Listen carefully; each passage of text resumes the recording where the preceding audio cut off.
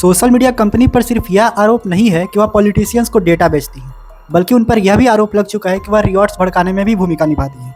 Big basket के करीब 2 crore customer का डेटा लीक हो चुका है। कई बार यह भी कहा गया है कि ये कंपनीज मोबाइल डिवाइस के जरिए आपकी वॉइस को सुन सकती हैं, जिससे कि आप अपने दोस्तों से बात करते हैं। कुछ लोग के लिए बीजेपी देश के लिए खतरा है, कुछ लोगों के लिए कांग्रेस। लेकिन डेटा खरीद कर यह पॉलिटिकल पार्टीज आपके डिसीजन को मैनिपुलेट करती हैं। मैं यह सब क्यों कह रहा हूँ, इसका एक बड़ा एग्जाम्पल म्यांमार है। उस समय फेसबुक पर एंटी रोहिंग्या पोस्ट की भरमार थी। फेसबुक को पता था कि इन पोस्ट की वजह से रिवॉर्ड्स हो रहे हैं, फिर भी कंटेंट को रोकने के बजाय एल्गोरिथम को पुश करने का काम कर रही थी। हम फेसबुक, इंस्टाग्राम जैसे सोशल मीडिया प्लेटफॉर्म फ्री में यूज़ करते हैं, हमें 1 रुपया भी देना नहीं पड़ता है इन सब चीज़ों का। लेकिन इन कंपनीज के ऑनर डेटा सेंटर इंफ्रास्ट्रक्चर पर बिलियंस ऑफ डॉलर खर्च करते हैं। सिर्फ फेसबुक की लगभग 18 डेटा सेंटर है, जिसकी लगभग कॉस्ट $20 बिलियन से ज़्यादा है। हर सोशल मीडिया कंपनी को इतने बड़े इन्वेस्टमेंट के बाद भी प्लेटफॉर्म चलाने की ताकत मिलती है। तो सवाल उठता है कि जब सब कुछ फ्री है तो पैसा कहाँ से आता है? सीधा जवाब है डेटा। कुछ लोग कहते हैं कि हमारे पास छुपाने के लिए कुछ नहीं है, ईमेल आईडी ले लो, नाम ले लो, क्या फ़र्क पड़ता है? लेकिन सच्चाई इतना आसान नहीं है। आपने कभी नोटिस किया है कि वो चीज़ जो आप सोच रहे हैं उससे जुड़ी एडवर्टाइजमेंट आपके सामने क्यों आ जाता है? BMW का एडवर्टाइजमेंट सिर्फ उन्हीं लोगों को क्यों दिखता है जो सिर्फ अफोर्ड कर सकते हैं? गरीब आदमी को क्यों नहीं?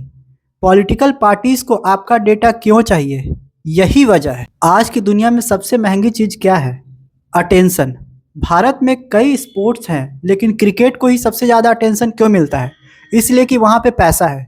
इंडिया पाकिस्तान मैच सबसे ज़्यादा देखा जाता है, इसलिए वहाँ सबसे ज़्यादा पैसा है। मूवी हो या प्रोडक्ट एक्टर, कितना चार्ज करेगा, यह सब अटेंशन पर डिपेंड करता है। कंपनीज डोर टू डोर जाकर प्रोडक्ट नहीं बेचती हैं, बल्कि एडवर्टाइजमेंट दिखाती हैं, जहाँ पर लोगों का ज़्यादा ध्यान होता है। टेक्नोलॉजीज और सोशल मीडिया के आने के बाद यह अटेंशन गेम और खतरनाक लेवल पर चला गया है। आज दुनिया के रिचेस्ट लोगों की लिस्ट देखो, टेक बिलियनियर्स से भरी है। Mark Zuckerberg, Jeff Bezos, Larry page, ये सब इसलिए पावरफुल बन चुके हैं क्योंकि इन्होंने अटेंशन का कंट्रोल सीख लिया है। इनका मॉडल बहुत ही सिंपल है। फ्री सोशल नेटवर्किंग दो, फ्री इंटरटेनमेंट दो, यूजर्स का डेटा कलेक्ट करो और फिर उसी डेटा के जरिए टारगेटेड एड्स चलाओ। सोशल मीडिया मार्केट का साइज $231 बिलियन तक पहुंच चुका है, जो कई देशों के GDP से भी ज़्यादा है। अब आप किसी सोशल मीडिया प्लेटफॉर्म पर अकाउंट बनाते हो तो आपके प्लेटफॉर्म के बीच एक डील होती है। आप डेटा दोगे, बदले में प्लेटफॉर्म आपको इंटरटेनमेंट और नेटवर्किंग देगा। टर्म्स एंड कंडीशन पर किया गया यह छोटा सा डील एक लीगल एग्रीमेंट होता है।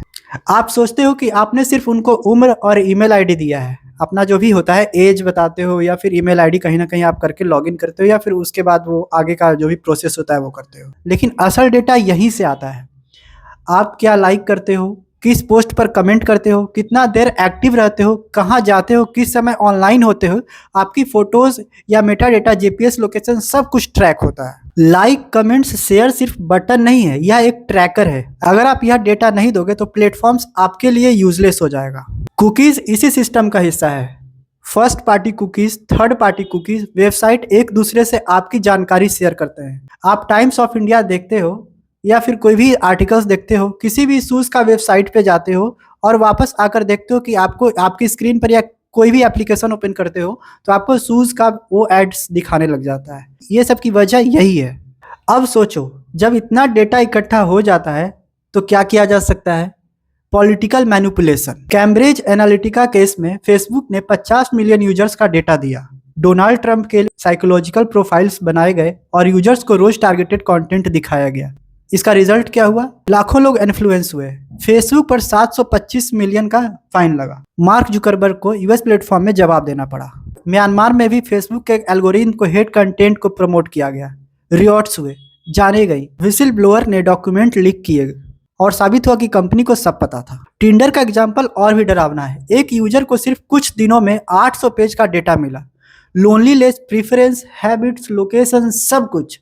इतना डेटा मिल जाए तो किसी को भी मैनिपुलेट करना बहुत ही आसान हो जाता है। सोशल मीडिया एप्स कैसीनो की तरह डिजाइन की गई है। हर स्क्रॉल पर सरप्राइज, रील, शॉर्ट्स, सब डोपामाइन के लिए है। आप मोबाइल ओपन करते हो नोटिफिकेशंस देखने के लिए, लेकिन कब रील्स में फंस जाते हो, कब शॉर्ट्स वीडियो में फंस जाते हो। कभी आपने नोटिस किया है कि आप जब भी यूट्यूब ओपन करते हो तो शॉर्ट्स वीडियो पहले ओपन होती है, या कभी कभी शॉर्ट्स वीडियो अगर यूट्यूब देखते हो, यूट्यूब ओपन करते हो तो शॉर्ट्स वीडियो में ही लगे रह जाते हो, स्क्रॉल कर रहे स्क्रॉल किए जा रहे हैं। जबकि अगर मैं खुद पे भी मैं ये चीज़ देखा हूँ, मैं एक लॉन्ग वीडियो देखने के लिए ओपन करता हूँ यूट्यूब, लेकिन पहले का अगर कोई शॉर्ट्स वीडियो आती थी, शॉर्ट्स वीडियो देखना स्टार्ट कर देता हूँ। वो लॉन्ग वीडियो भी मैं कहीं ना कहीं भूल जाता हूँ कि हाँ, एक लॉन्ग वीडियो देखने के लिए मैंने ओपन किया था। या रील्स में भी कई बार ऐसा होता है कि एक बार रील्स स्क्रॉल कर रहे हो, वो स्क्रॉल करते रह जाते हो। राइट विंग्स हो या लेफ्ट विंग, प्लेटफॉर्म वही कंटेंट दिखाएगा जो आपकी सोच को और एक्सट्रीम बनाए। बीच का रास्ता गायब हो जाता है, पोलराइजेशन बढ़ती है, और वही सोशल मीडिया कंपनीज को फायदा होता है।